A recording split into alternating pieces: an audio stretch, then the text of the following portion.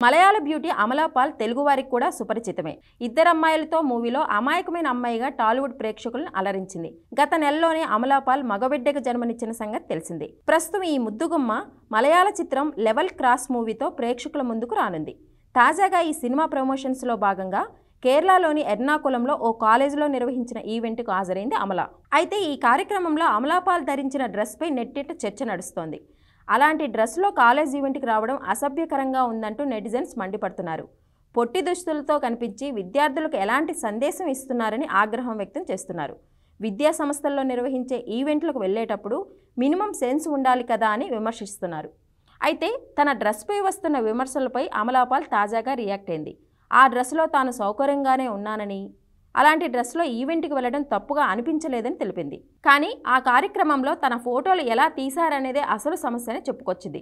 ఆ దుస్తుల్లో తనను చూడడం వల్ల విద్యార్థులు ఎలాంటి ఇబ్బంది పడలేదని స్పష్టం చేసింది.